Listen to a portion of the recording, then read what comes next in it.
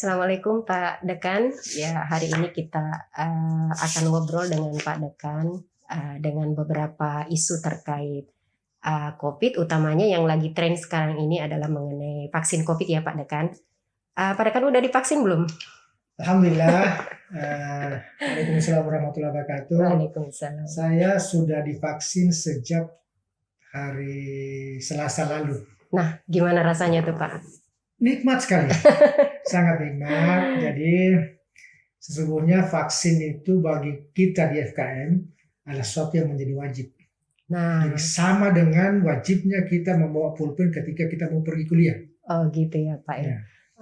Nah, berkenaan dengan itu, kan ini dari sisi public health-nya ya Pak Dekan. Nah, sebagai pimpinan Fakultas Kesehatan Masyarakat, nah apa sih sisi pentingnya masyarakat itu mesti divaksin gitu Pak? Ya, saya ketika diwawancarai oleh menjadi panelis di Metro TV, saya sudah katakan bahwa ada dua jenis vaksin yang mestinya paralel. Nah, apa tuh Pak? Yang pertama adalah vaksin biologis, ini yang vaksinasi yang kita pakai itu adalah vaksin yang dari Cina. Nah, yang merek apa tuh Pak yang dikenal oleh masyarakat? Ada kan 4 jenis vaksin yang diminta oleh negara untuk hadir. Iya. Satu misalnya ada Pfizer. Kemudian ada vaksin yang dibuat oleh sementara dibuat oleh Eijkman, lembaga Eijkman, yaitu namanya vaksin merah putih. Ada vaksin Sinovac yang sempat saya pakai. Ya. Kemudian ada lagi vaksin yang dari Inggris kalau tidak salah. Jadi ada 4 yang disiapkan dan itu masing-masing produknya yang berbeda.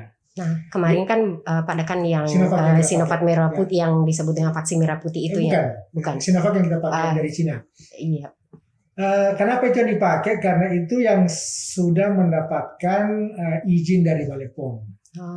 Yang lain itu masih sementara proses untuk ada uji kliniknya. Yang uji klinik ketiga ini ada juga yang sementara proses negosiasi dalam hal harga. Terkait dengan Sinovac ini, memang waktu uji klinik di Bandung, teman-teman di Unpad itu rentang umur yang diikutkan untuk uji klinik itu antara umur 17 sampai 59 tahun. Oh, jadi memang ada prasyarat. Jadi tidak semua golongan masyarakat. Tidak semua. Dan itu sudah tersosialisasi kepada masyarakat. Sudah, saya kira lewat televisi, lewat media, macam-macam. Jadi negara ini sudah mensosialisasi baik lewat pemerintah maupun lewat LSM maupun lewat media sosial, semua sudah tersosialisasi. Dan bagi FKM itu sangat penting. Kenapa? Karena sesungguhnya vaksinasi bagi masyarakat itu adalah bagian daripada specific protection. Jadi dari 5 tingkat pencegahan, pencegahan pertama kalau bagi FKM itu adalah health promotion. Itu yang paling utama, itu yang basisnya sangat kuat. Sesungguhnya tidak ada vaksinasi seandainya proses semua masyarakat bisa melindungi sendiri. Itu. Jadi vaksinasi tadi saya katakan bahwa ada 2 vaksin. Pertama vaksinasi biologis, yang kedua vaksinasi sosial. Vaksinasi sosial ini itulah yang kita sebut dengan 3M. Mencuci tangan, menjaga jarak, kemudian menggunakan masker. Ujung daripada ini adalah 2. Pertama adalah kepatuhan terhadap prokes, yang kedua kedisiplinan. Itu berujung juga pada apa yang disebut dengan perubahan perilaku. Itu juga yang disebut dengan AKB. Apa tuh AKB? AKB itu adaptasi kebiasaan baru. Nah, dalam perspektif kesehatan itu ujungnya. Jadi satu mengarah pada bagaimana kita berubah sikap perilaku, satu mengarah bagaimana kita bisa mendapatkan imunitas.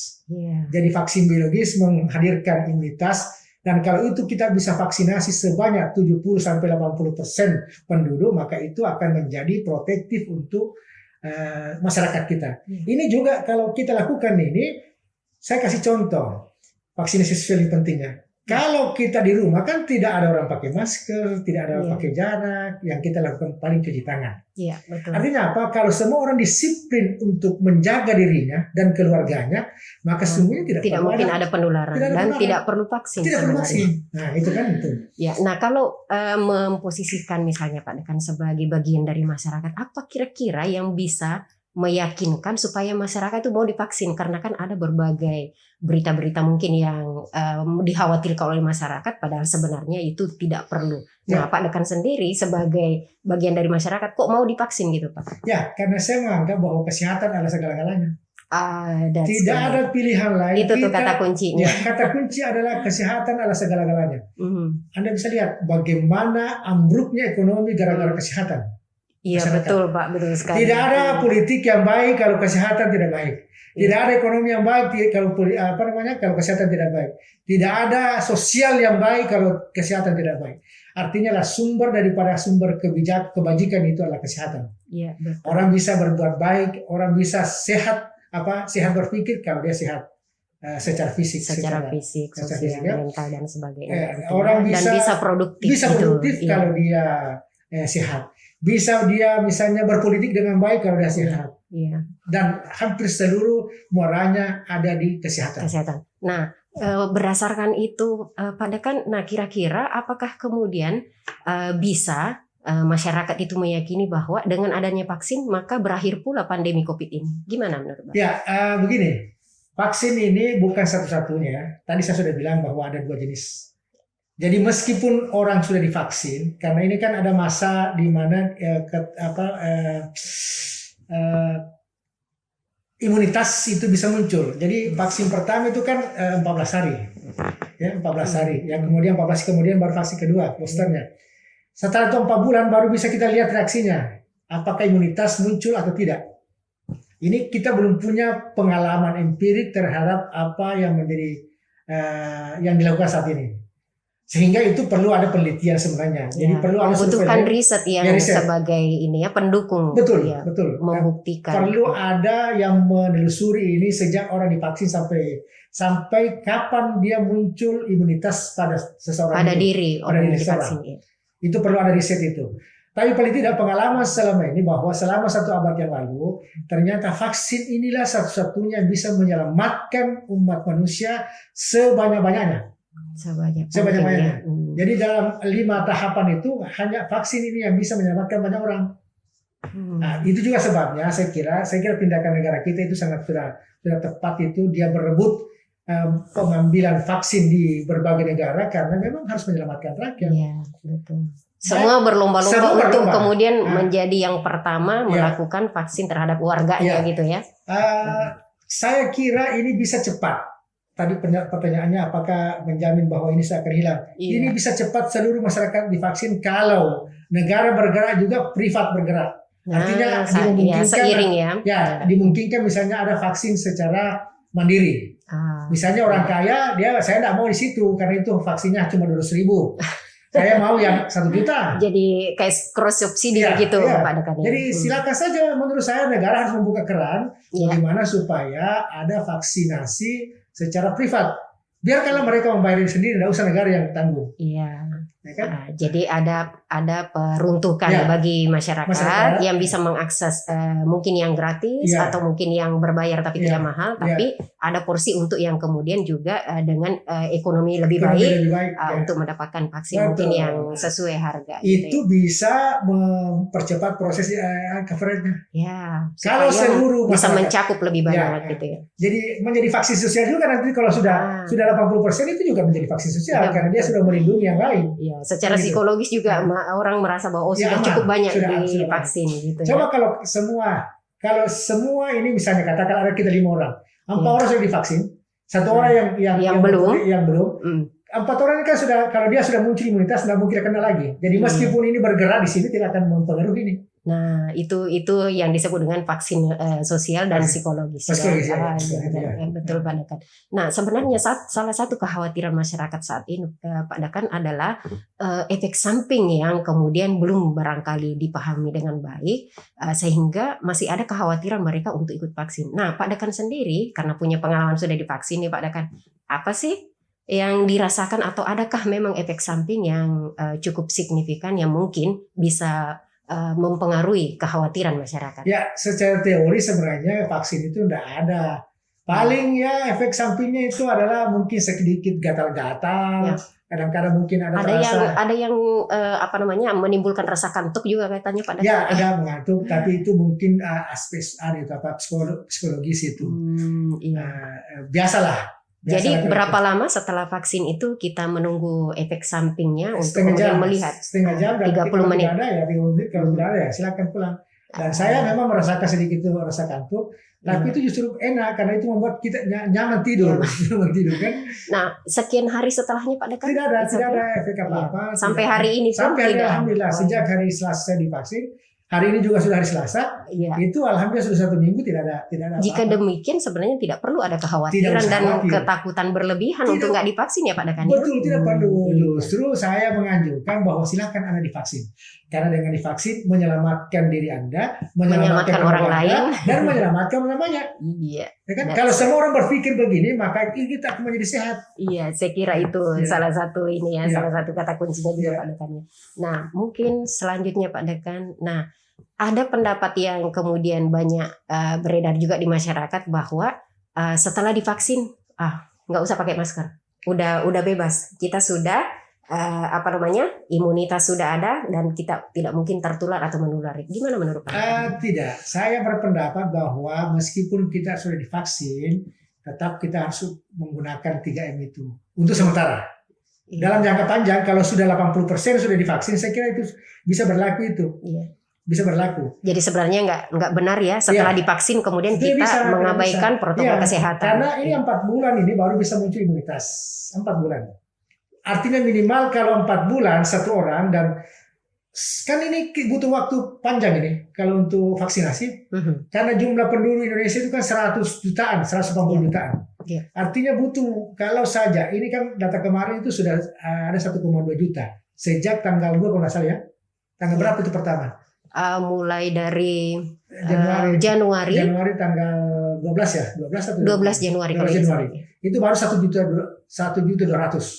Itu berarti bahwa kita masih butuh kira-kira berapa bulan ke depan, bahkan mungkin sampai 2022 kita masih ada proses vaksinasi. Masih cukup panjang proses. Nah, sepanjang masih ada orang tidak divaksinasi, artinya belum sampai 80%, itu potensi penularan masih sangat besar. Sehingga protokol kesehatan jangan ditinggalkan. Jangan, itu vaksin sosial tetap harus jalan. Vaksin sosial harus jalan terus. Pakai masker, cuci tangan, jaga jarak. Yang paling penting itu jaga jarak. Meskipun misalnya ada penderita tapi kita berjauhan 1 kilo kan tidak kena. Betul. Jadi itu dalam teori lingkungan itu adalah jarak itu sangat penting. Betul. Dalam perspektif ke depan ya, AKB saya pahami dalam hal agama itu bahwa mencuci tangan itu adalah kita tidak boleh menghilangkan kita punya wudu. Artinya kita harus selalu bersih. Orang yang selalu bersih saya kira sangat kecil potensinya untuk bisa menularkan dan ditularkan. Kalau semua orang sudah melakukan itu, saya kira itu akan terhindar satu. Yang kedua, pakai masker itu simbol daripada jangan terlalu banyak bicara. Karena kalau banyak bicara banyak bohong. Ya kan? Nah, jadi itu simbol kedua. Simbol ketiga jarak artinya, jaga jarak artinya tidak usah mendekati hal-hal yang negatif. Banyak bicara nanti banyak hoax malah. Banyak hoax, apalagi dengan suasana yang saat ini. Hampir semua media itu mempunyai hoax. Ini harus dihindari. Jadi jangan banyak bicara, banyak berbuatlah. Banyak berbuat. Baik, terima kasih Pak Dekan. Nah, sebagai mungkin penutup atau mungkin share beberapa penekanan-penekanan. Nah, kira-kira apa yang bisa Pak Dekan tekankan atau bagi kepada masyarakat supaya mereka yakin untuk divaksin, dan apa pentingnya mereka harus divaksin? Ya, pertama tidak usah khawatir. Kalau persoalan vaksin ini, presiden sudah divaksin. Siapa Gubernur lagi sudah divaksin. orang nomor satu Ya. udah. Jadi Ya. tidak mungkin vaksin yang dipakai presiden berbeda dengan vaksin yang dipakai gubernur, berbeda dengan yang dipakai saya. Saya pun sudah divaksin dan saya tidak merasakan apa-apa. Ya, Ya. that's right. Jadi yakin saja bahwa vaksinasi pada masyarakat itu adalah sesuatu yang penting bagi dirinya, bagi keluarganya, dan bagi masyarakat. Ya. Itu satu. Alhamdulillah. Yang kedua, saya menghimbau kepada seluruh masyarakat bahwa kalau mau menyelamatkan itu kan ya ayyuhallazina amanu apa ya, ada dia punya ayat ini. Jagalah dirimu dan keluargamu dari api neraka. Dari api neraka. Konteks api neraka untuk di dunia ini COVID ini. Masya Allah. Jadi konteksnya itu jaga dirimu dan keluargamu dari api neraka. Api neraka yang saya maksud ini tanda petik ya. Ini adalah COVID ini. Karena betul-betul neraka. Wabah yang Wabah yang sangat luar biasa yang bisa menimpa seluruh manusia di dunia. Iya. Lalu kemudian Anda bayangkan suami istri pun tidak boleh berdekatan kalau dia positif. Iya, betul. Itu kan itu neraka itu. Anak kita sendiri tidak boleh kita dekat kalau dia positif. Dan sebaliknya. Jadi ini neraka. Iya. Oleh karena itu jaga dirimu dan keluargamu dari neraka melalui vaksinasi. Ya, dan tidak ada perlu kekhawatiran Tidak usah khawatir. untuk Tidak usah kemudian khawatir. mendapatkan vaksin Ya, karena dan- aman dan tidak ada efek samping. Tidak ya. ada efek samping. Dan kalau tuh ada itu sudah disiapkan. Ya. Ada protap kalau misalnya terjadi katakanlah demam lalu kemudian apa itu sudah ada protapnya. Iya, Diapakan itu sudah ada caranya. iya, ada Jadi, antisipasi. Ada antisipasinya. Jadi tidak usah khawatir. Saya menghimbau kepada masyarakat secepat mungkin divaksinasi karena secepat itu pula kita bisa terproteksi dari berbagai kemungkinan kita terinfeksi dari COVID-19. COVID-19. Baik Pak Dekan, terima kasih atas waktunya dan juga bincang-bincangnya. Kita akan bertemu lagi di bincang-bincang berikutnya dengan isu yang terkait COVID dan juga isu lainnya di bidang kesehatan masyarakat. Assalamualaikum warahmatullahi wabarakatuh.